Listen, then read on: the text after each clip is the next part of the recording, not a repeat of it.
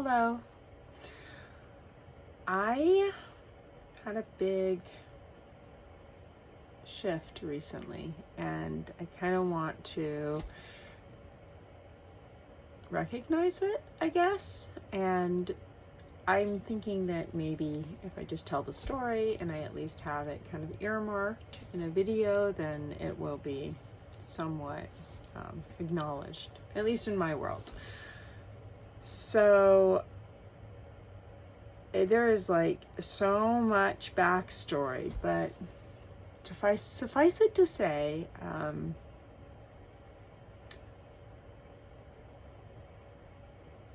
I have been on a journey since I was about 18 where I really wanted to be a dancer. And at that point, I thought I was too old.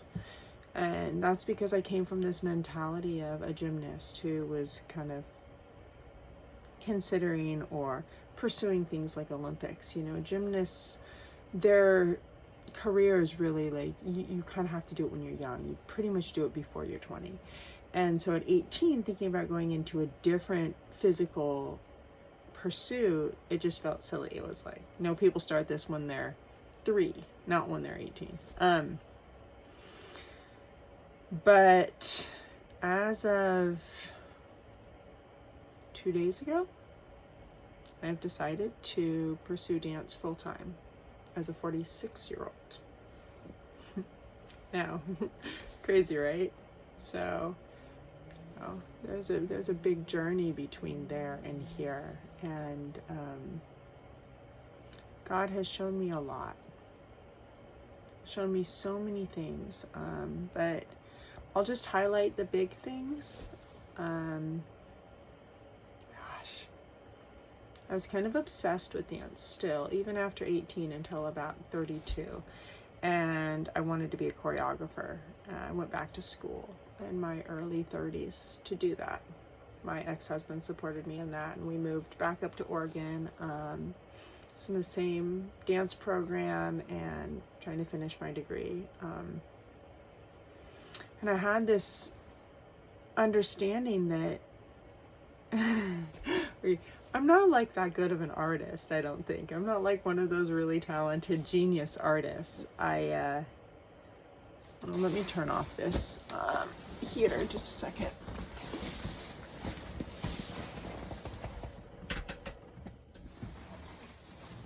Okay.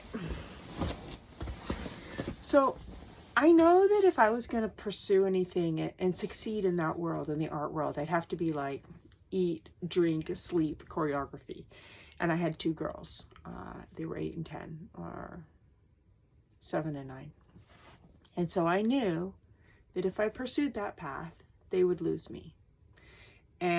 Or I would just fail. I just wouldn't be a very good choreographer. So I decided to drop out, and I walked away from that dream that I was really quite obsessed with. I don't think it was particularly healthy. I was, but anyways, it was what it was. And I decided, well, there's like nothing to live for anymore. So I guess I will give my then husband, now my ex-husband, a son, because he always wanted a son. So I got pregnant immediately, I guess. I had the most beautiful baby boy that I love very much, and is a really, really important part of my life. So then fast forward a few years, we're back in California, and I don't want to dance. I don't care about, like, there's like literally like a part of my heart that was like carved out. It's just empty. When I think about dance, it's like there's nothing in me. Like, I had no desire at all.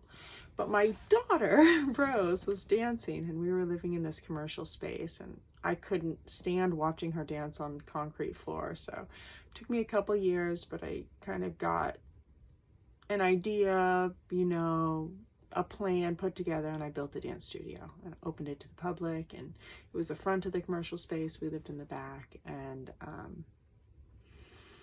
I didn't dance though very much.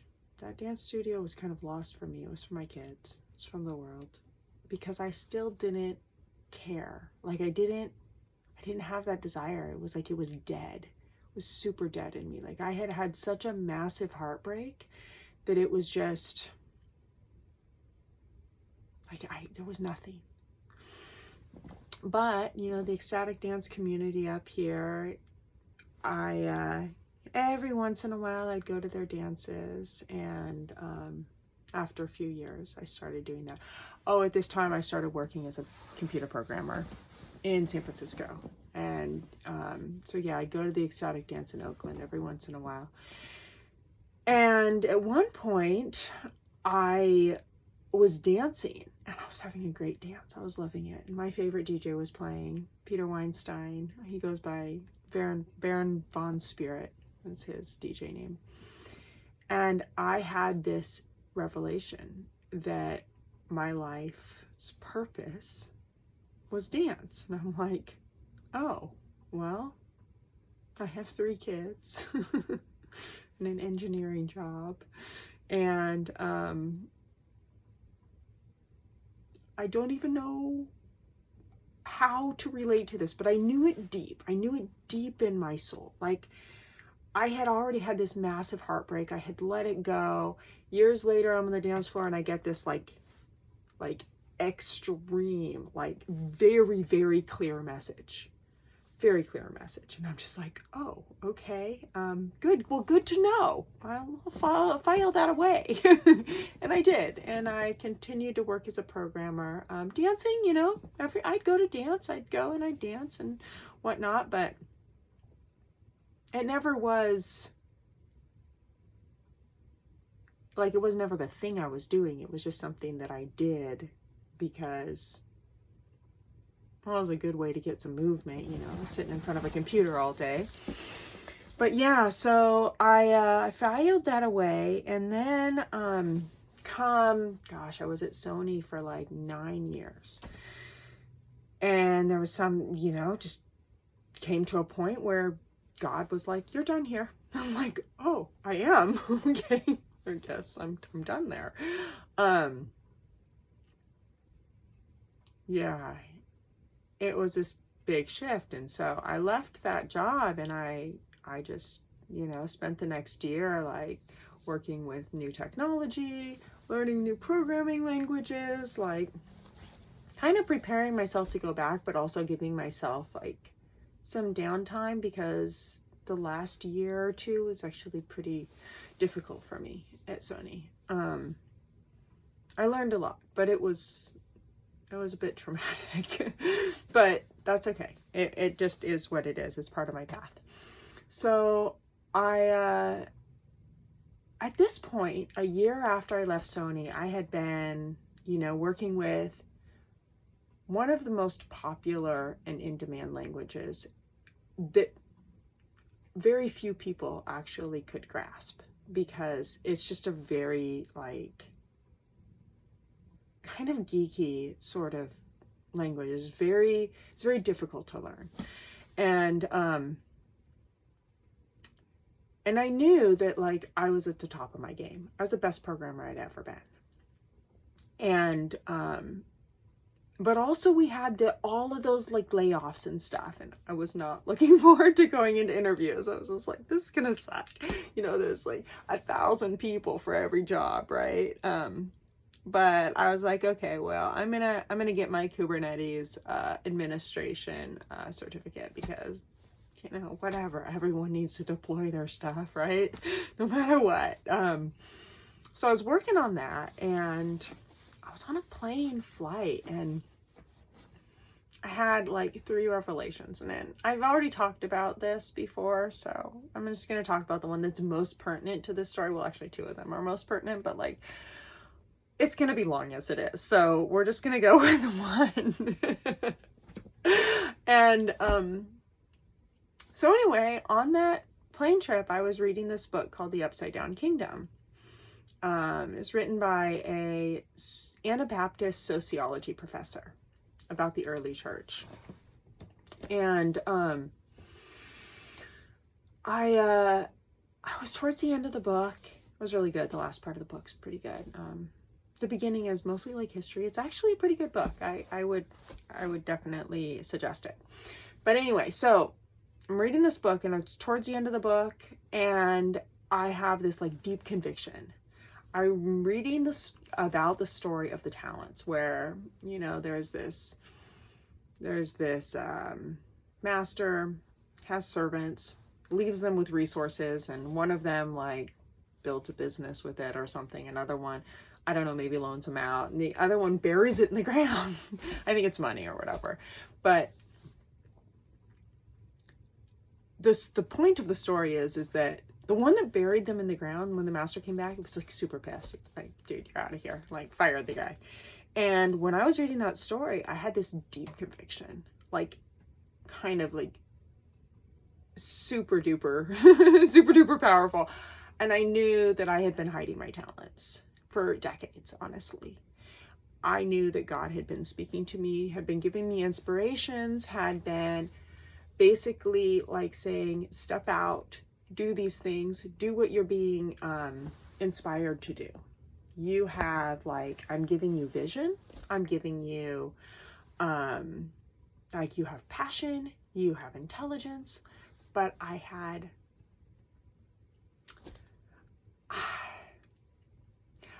lacked faith. To be completely and totally honest, I think that that's what it was. I put my faith in the money system, in the world system. I got to go make money so that I can pay my bills, and, you know, all of this stuff. Like, I was putting my faith there instead of putting my faith in God. And whatever, we all have our own journey, but at this point, God was very clear to me, like, hey, it is time.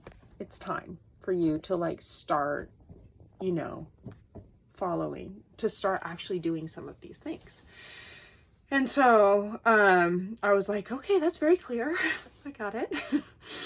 And I still didn't feel comfortable with it. I'm like, no, I have to make money, you know. I know deep in my soul that I am doing what I'm not supposed to be doing. I'm saying no to this, even though I know that I'm supposed to listen to this guidance.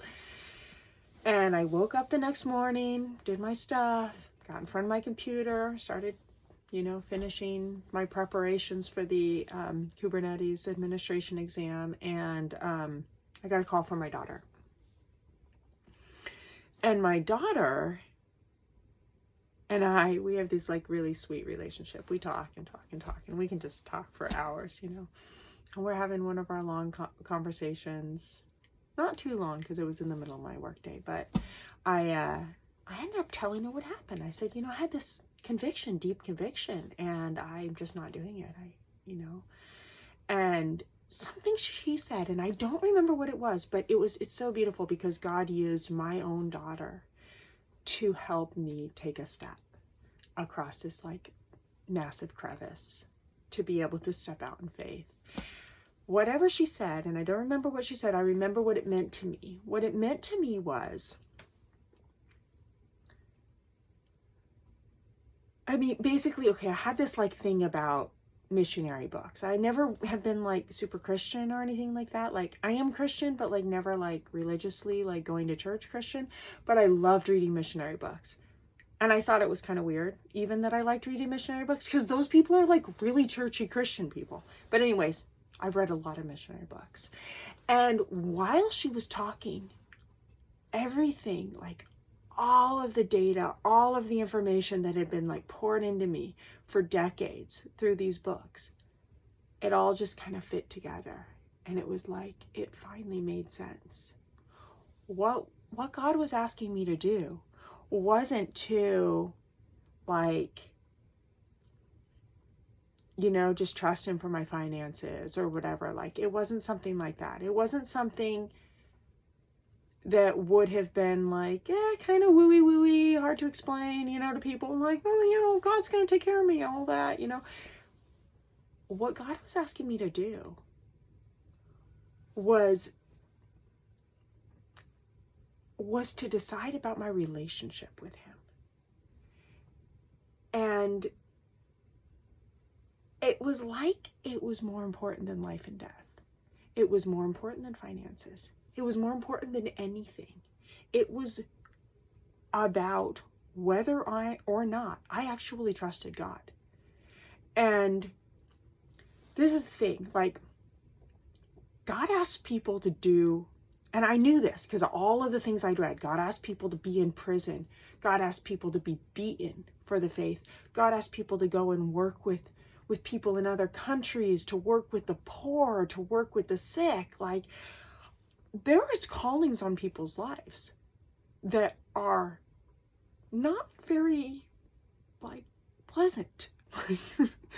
And they know that it's a calling on their life, and they do it because their relationship with God, because they know that there's nowhere they would rather be than in alignment with their God and their faith and their truth. And I realized, dude, I just won the God jackpot. Like, God is asking me to build cool things. God is asking me to, like, build cool tech things. God is asking me to, like, step out in faith and, like, be creative and passionate and, like, I got this. I can do this. Like, and when I realized it was bigger than finances, when I realized this was about something so much bigger than life and death, I was like, okay, yeah, I'm in. I got this. And I stepped away from my career and had no idea what I was doing. And God's taken me on this really beautiful journey. It's been about 6 months now, where, you know, there's things that's, like, set before me every day. Like, I've got a lot to do. Like, even though I'm not getting paid, like, there's things to do. God, same plane trip, God showed me this dress. I'm supposed to make this dress. And I've got some work I'm doing for someone. Like, I've got stuff, like, family stuff, you know, there's always work to do. And so I started just trusting in that. Okay, I'm just going to do what's right in front of me and what I've been told to do. And I'm going to trust God. The next steps, I'm going to trust. I'm going to trust that God will show me the next steps. And yeah, there was one other thing that happened on that plane trip. So I got the vision of the dress. I got the vision of, I got the conviction about the talents. And the other one was that God was telling me to walk away, that I no longer wanted the relationship model that I had adopted, which was non-monogamy.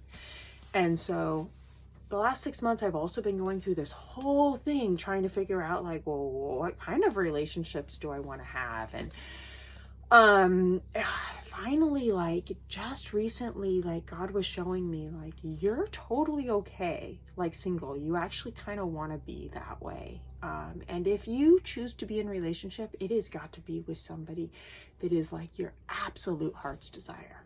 You don't want to be in relationship for the sake of a relationship, because you're happier, like, doing your own thing, you know.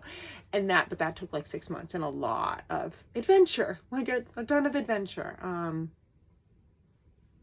Like recently, you know, my Europe trip, that was definitely part of it. And I feel like so God basically took me out of the kind of corporate tech world and had me put my faith in Him for my finances and all of that, and my time, you know, and also took my focus away from these relationships or from men and trying to, like, get married or whatever, and was like, okay, we're kind of done with that, you know, like, for now, we're done with that. Now you see, like, if you find the one, you'll know, but other than that, it's good, we're done. Like, we can move on with our life. So really cleared my plate. And brought dance back in a supremely powerful way. Extremely powerful. God showed me that, first He reminded me, I was on the dance floor again, same spot, about the same spot. Maybe it was a foot or two off, but same place, same dance floor, reminded me about that knowing that I had about my path being dance. And I was like, whoa, okay, it's been like 10 years, but I guess I can do that now because I'm not working, you know, sure. Reminded me, just a little reminder, you know, it's a powerful reminder. And then about 3 weeks ago, God showed me something else. God showed me that joy, expressing joy through movement, is what it is to be fully alive. It's like that sort of experience is life itself. It's like this mana. It's like why we're here. So I was like, oh, okay, wow, that's big. Don't know how to fit that into my schedule, but okay, like I'm seeing this. I'm seeing like the point of my life is something that I have not even like, or point of life itself is something I have not penciled in. Like, and then about 3 weeks later, I was like, okay, so if, that's the point of life, I might as well pencil it in. So I penciled it in for like an hour. Like, I'm gonna go do an hour of, fully living. Found like this place, a patch of grass by the marina, and just started dancing. I danced for about an hour, 20 minutes. And when I walked away from that dance session, I was at home in a way that I'd never been in my entire life. I was at home in the world. I was at home in my body. I was at home in like I felt like I was a normal human being. Who'd have thought?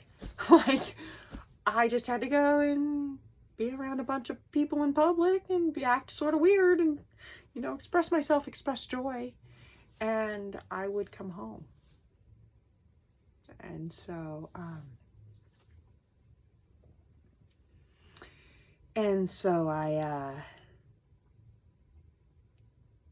I took that. I'm like, okay, yeah. Meaning of life, got it. My path, got it. Ooh, it's where I'm actually at home in this world. I got it. Still didn't know what to do with this information. Massive information, like massive pieces of information. And there was a lot of other little things sprinkled in, like dancing on the cruise ship, or dancing at this pub near Ben's house. Just a few days after I had my spiritual awakening. Like my step of faith. My spiritual awakening was a long time ago, but my step of faith, a massive step of faith. Like there was a lot of hints, very strong hints, like somebody like hitting you over the head with a frying pan sort of hints. Just a couple of days ago, I said, you know what? Okay. If this is life, this is where I'm comfortable. This is what I'm supposed to be doing. This is my path. God's cleared the way. I don't even know how I came to it, but I was just like, okay, this is what I'm going to do. I'm going to be a dancer. I'm going to be a dancer. So, I went out. I danced. I did. I just danced, and it was amazing. It was wonderful. And I was like, I want to do back handspring. I was like, God, you got to help me here. A week before, I could hardly walk. My back was hurting so bad. And I was just like standing there praying. Just like, okay, can I do this? And I felt like, I was like, God, you can control all the atoms in my body. You can keep me from being hurt. And I just felt this like deep sense that I was going to have to try harder than I had tried in so long, decades. Like I was just going to have to try really hard. I did it. I did the back handspring. It didn't hurt. I did another one and another one. I did like 6. I did no-handed cartwheels. I walked away. I walked off that grass, all my stuff. And my back felt like water. It felt cool, and it felt so good. And I was just like, yeah, okay. I'll take this. Day one as a dancer. So, that's it. That's my story. Me and God, dance. Just the beginning. Yeah.